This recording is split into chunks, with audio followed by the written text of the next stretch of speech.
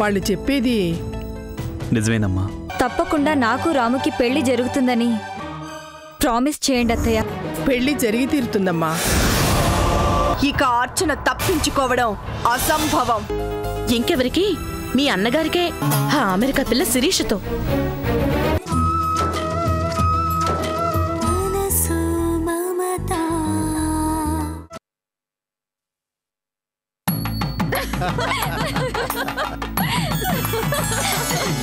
బాగుందమ్మా శిరీష. కాబోయే అత్తగారింటికి వెళ్ళటం, ఆవిడ గారి దీవెనలు అందుకోవటం, మొత్తానికి అనుకున్నది సాధించావమ్మా. మరి శిరీష్ అంటే ఏమనుకున్నారు అంకుల్? స్పీడు, అమెరికా స్పీడ్ కదా. ఏవి స్పీడో ఏమిటో గాని చెమట్లు పట్టించేసిందనుకో. ఇప్పటిదాకా వేరు, ఇక ముందు జీవితం వేరు. అత్తగారింట్లో కూడా ఇలాగే హడావుడి చేసావంటే ఇదెక్కడ పిల్లరా అనుకుంటారు. అందుకని కాస్త పీడు తగ్గించాలి శిరీష్ అమ్మగారు. అలాగే. ఇదిగో చూడు, నవ్వులాటికి చెప్పడం లేదు. కాబోయే పెళ్లి కూతురివి ఇప్పటి నుంచి కాస్త ఒద్దిగ్గా ఉండడం అలవాటు చేసుకోవాలి. అదిగో గాయత్రి వచ్చేసినట్టుంది.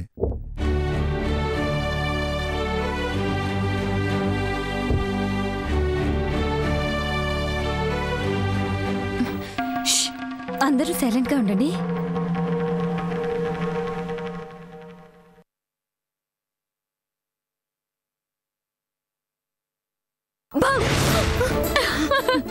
సిరి, వదినా. సిరి, సిరి, ఏంటిది? వదులు. అలాగే వదులుతాను. ఓకే చెప్పాకే. సిరి, ఏమిటే చిన్నపిల్లలాగా? వదులు సిరి. ఇప్పుడే కదా చెప్పాను పద్ధతిగా ఉండాలని. తప్పకుండా ఉంటుందంటీ. గాయత్రక్క సపోర్ట్ ఉండాలే కానీ సిరి ఏం చెప్పినా చేస్తుంది. వదులు సిరి. చెప్పొదినా. ఓకే అని చెప్పు ప్లీజ్. అమ్మా శిరీష, అసలు సంగతి ఏమిటో చెప్పకుండా అలా కంగారు పెడతావేంటి? అయితే మీరే చెప్పండి. నేను చెప్తాను. అక్క, మన సిరి రాముని పిచ్చి పిచ్చిగా ప్రేమించేసింది. అతగాడేమో దూరమైన నా భార్య అర్చనని మర్చిపోలేను అన్నాడట. కానీ మన సిరి వదిలిపెడుతుందా? No way. కరెక్ట్. అందుకే రాము కాదన్నాడని విషం తాగేసింది. చచ్చి బతికి తన ప్రేమని బతికించుకుంది.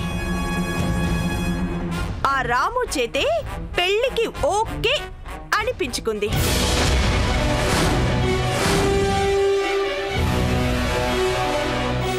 అవునమ్మా, ముందు మాకు కూడా సిరి మీద పట్టరాని కోపం వచ్చింది. కానీ రాము కోసం ఎంత పరితపించిపోతుందో అర్థం చేసుకున్నాక తను ఆశపడటంలోనూ న్యాయం ఉంది అనిపించింది. గాయత్రి, నీకు తెలుసు కదమ్మా, అమెరికా నుంచి మా సుజాత సిరికి ఏదైనా మంచి సంబంధం చూడమని రోజు పోరు పెడుతుంది. కానీ మన సిరి ఎవ్వరిని కష్టపెట్టకుండా తన కాబోయే మొగుణ్ణి తనే వెతుక్కుంది. అంతేనా, కాబోయే అత్తగారి చేత ముందే శీఘ్రమేవ కళ్యాణ ప్రాప్తిరస్తు అని కూడా అనిపించుకుంది. రాము లాంటి ఉత్తముడు యోగ్యుడు భర్త కావటం నిజంగా మన శిరీష చేసుకున్న అదృష్టం. రాము లాంటి అల్లుడు దొరకడం మనందరికి అదృష్టం కాదేటి? చెప్పమ్మా గాయత్రి, నువ్వేమంటావు? చెప్పక్క, ఈ పెళ్లి నువ్వు ఓకే అంటేనే జరుగుతుంది. మరి ప్లీజ్ వదినా చెప్పు ప్లీజ్. మాట్లాడవేంటక్క? ముంబై నుంచి రాగానే నీకు ఇంత గొప్ప న్యూస్ చెప్తే ఆటా పలుకు లేకుండా ఉండిపోతే ఏంటి అర్థం?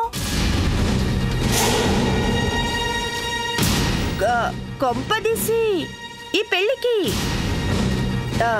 నీకుగానే అభ్యంతరం ఏమీ లేదు కదా?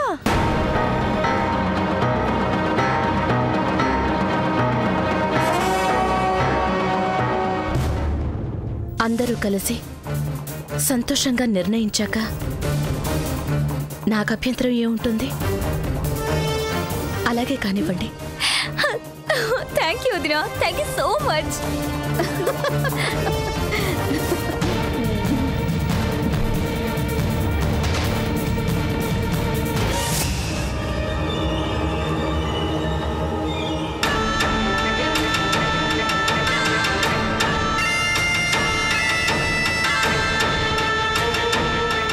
పెద్దమ్మా, ఐఎమ్ సో హ్యాపీ. అబ్బాబాబా, ఆగవే బాబు. ఏమండి, ఇక లాభం లేదు కానీ అమెరికాలో ఉన్న మా మరిదికి ఫోన్ చేసి ఈ సంగతి చెప్పేయండి. ఓఎస్, అలాగే.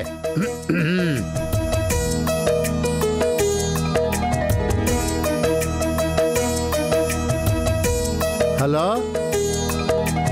చంద్రశేఖరమేనా?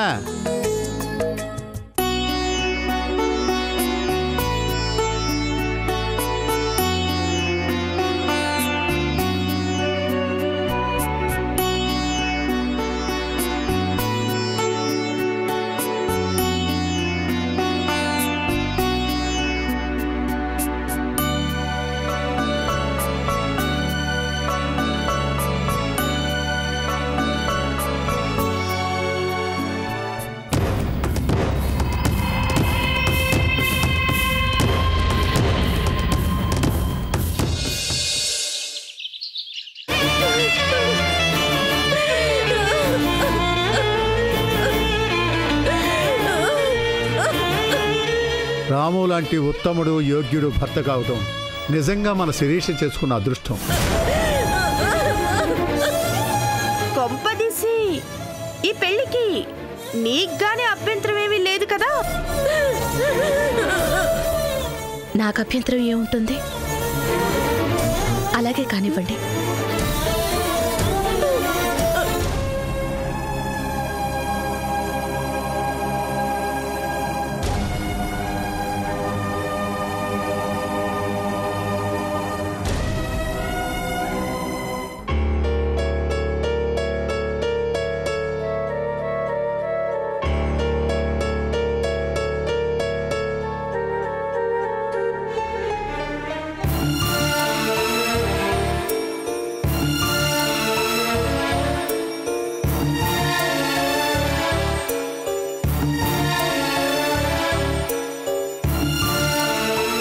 క్షమించండి బాబు, తమరి ఇంటికి కాబోయే అల్లుడు గారని తెలియక ఎర్రమోగాన్ని ఏటేటో వాగిస్తుంటాను. పొరపాటు అయిపోన్నది. ఒగ్గేండి బాబు. నుకాలు చెప్పండి బాబు, కాపీ పెట్టమంటారా, టీ తాగుతారా? అవేం వద్దు కానీ మేడం గారు ఉన్నారా? ఉన్నారు బాబు, పైన గదిలో ఉన్నారు. ఎలాంటి బాబు?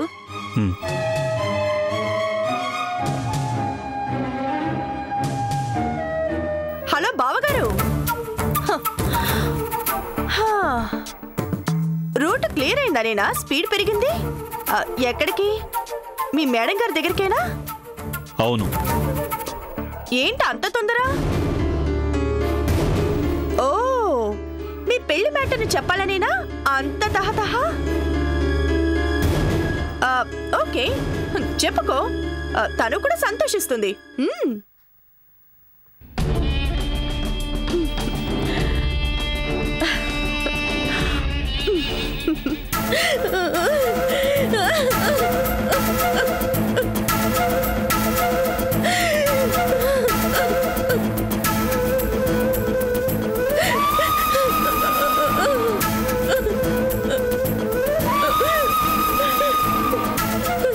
మేడం,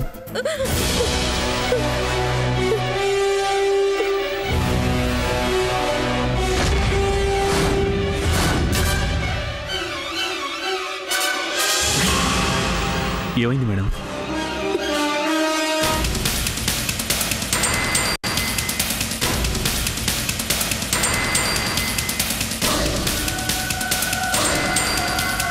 మేడం, ఇందాక మీరు ఫోన్లో ఏదో చెప్పాలనుకున్నారు.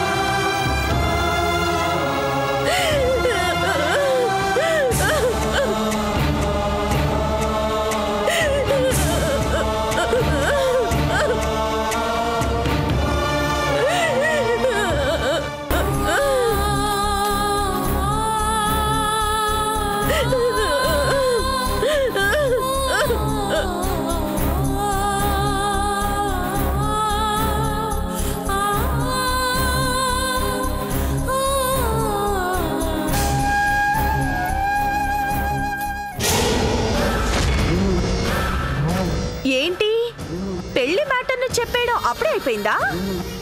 ఏమంది మీ మేడం? కంగ్రాచులేషన్స్ అని అందా, లేక అచ్చ తెలుగులో శుభాకాంక్షలు అని చెప్పిందా? హలో బావగారు, అడుగుతున్న జవాబు చెప్పకుండా వెళ్ళిపోవడం పద్ధతి కాదేమో. ఏమైంది? ఎవరికి? నాకే. బాగానే ఉన్నాను కదా. నేను అడిగింది మేడం గారి గురించి. ఎందుకు అలా ఉన్నారు? అలా అంటే ఎలా? బాధపడుతున్నట్టు, ఏదో జరగరంది జరిగినట్టు. అవునా? నాకు తెలీదే. పోనీ నువ్వే అడగకపోయావా మేడం మేడం ఎందుకు బాధపడుతున్నారు అని? ఎంతైనా బాడీ గార్డ్వి కదా, చెప్పేసేదేమో. బాధపడుతున్న వాళ్ళని ప్రశ్నలతో విసిగించడం పద్ధతి కాదని నాకు తెలుసు.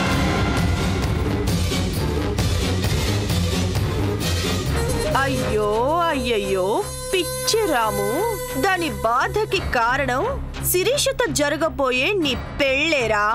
ఎందుకంటే అది నీ పెళ్ళాం అర్చనే కాబట్టి.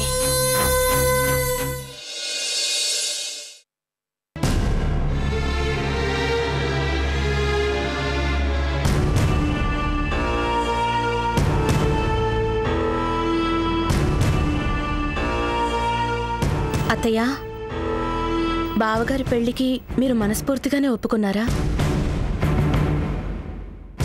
చెప్పండి అత్తయ్య.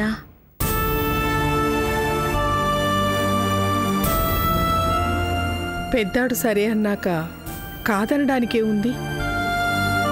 కానీ అక్క స్థానంలోకి మరో ఆడపిల్ల రావటాన్ని నేను ఎంత ప్రయత్నించినా జీర్ణించుకోలేకపోతున్నాను. సూర్య, నాకు తెలుసమ్మా. కానీ అచ్చని మీద తన ప్రాణాలు పెట్టుకున్నవాడు ఒప్పుకున్నాడు అంటే ఆ మాట చెప్పడానికి వాడెంత బాధపడి ఉంటాడు, ఎంత సంఘర్షణ అనుభవించి ఉంటాడు. ఒక్కసారి ఆలోచించు. కానీ ఎలా అత్తయ్య? బావగారు ఇంత తొందరగా అక్కని మర్చిపోయి ఈ పెళ్లికి? లేదమ్మా, వాడెప్పటికీ అర్చన్ని మర్చిపోడు. మర్చిపోకపోతే ఈ పెళ్లికి సరే అని ఎలా అంటారు? అక్క జ్ఞాపకాలన్నింటినీ మనసులోంచి తుడిచేసి మరో ఆడపిల్లని తన జీవితంలోకి ఎలా ఆహ్వానించగలుగుతారు? చెప్పండి అత్తయ్య. సూర్య, కొన్నిసార్లు పరిస్థితులు మనకి ఇష్టం లేని పనులే చేయిస్తుంటాయి. మనసులో బాధ ఉన్నా కూడా రాజీ పడేలా చేస్తాయి. ఎందుకో తెలుసా? జీవితం అంటేనే రాజీ పడ్డం కాబట్టి.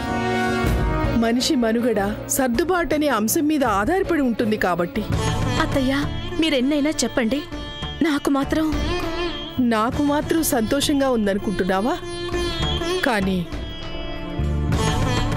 కటువుగా ఉండేదైనా ఒక మాట చెప్పనా?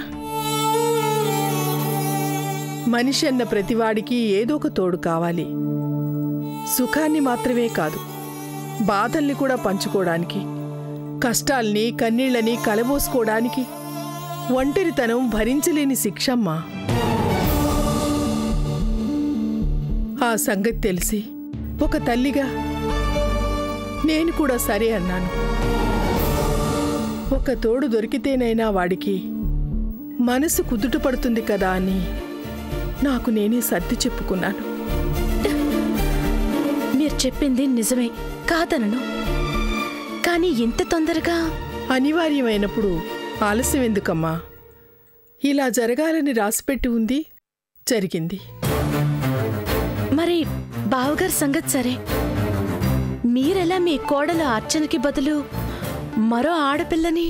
తప్పనిసరి అయినప్పుడు తప్పదు కదమ్మా. బహుశా ఇలా జరుగుతుందనే కాబోలు ఆ దేవుడు అర్చన రూపంలో ఉన్న నిన్ను పుట్టించాడు. తనని నీలో చూసుకోవడానికి, నా మనసులో ఉన్న బాధని పంచుకోవడానికి. మీ మామగారు ఎప్పుడూ ఒక మాట చెప్తూ ఉండేవారు.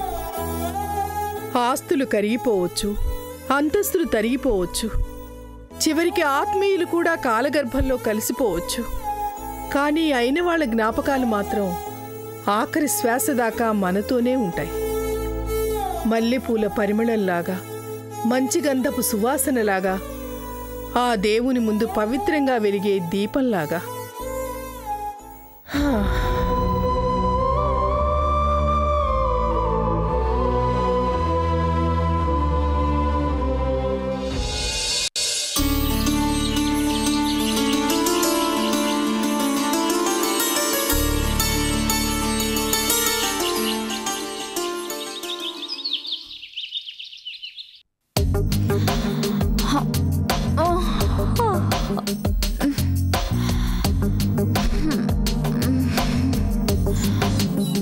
నూకాలు కాఫీ. ఇదిగో అమ్మా. ఆయనకి ఇచ్చావా? ఆయనకా? ఓ పెద్దయ్య గారుకా? అప్పుడే ఇచ్చేసినానమ్మా. అబ్బా పెదనానికి కాదు, ఆయనకి. ఆయనకి అంటే ఓ డ్రైవర్ బాబుకేనా? నూకాలు. డ్రైవర్ ఏంటి? రాము ఇంటికి కాబోయే అల్లుడు గారు. ఆయనకిచ్చావా లేదా? క్షమించండి అమ్మా, కొంచెం పని ఉంటేను. బోడి పనులు తర్వాత చేసుకోవచ్చు. ముందు ఈ ఇంటి అల్లుడికి మర్యాద ఇవ్వడం నేర్చుకో. అట్టాగేనమ్మా. అట్టాగే అని ఇంకా ఇక్కడే నిలబడ్డావేంటి? వెళ్ళు, వెళ్ళి ఆయనకి కాఫీ ఇచ్చిరా. అబ్బబ్బబ్బా, ఇంట్లో వాళ్ళని చాలా మార్చాలి. ఇంతకీ అయ్యగారు ఎక్కడున్నారో ఏం చేస్తున్నారో?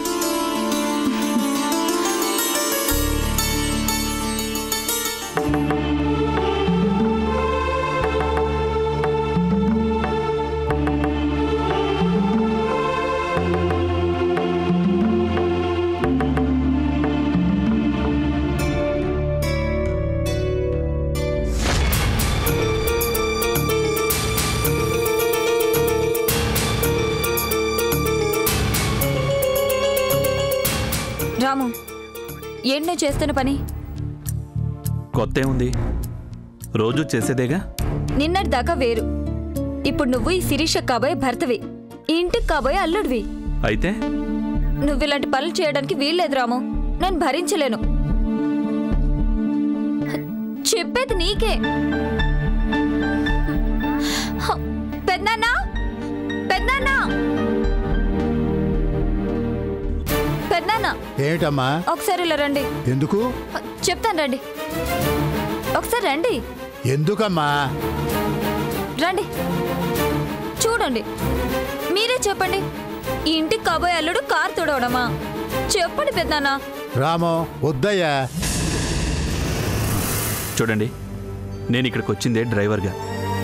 దయచేసి నా డ్యూటీ నన్ను చేయనివ్వండి. అంటే నేను చెప్తే వినవు, పెద్దనాన్న చెప్పినా కూడా వినవా? శిరీష ప్లీజ్, వాదనలొద్దు. ఇది నా డ్యూటీ, కర్తవ్యం, అంతే.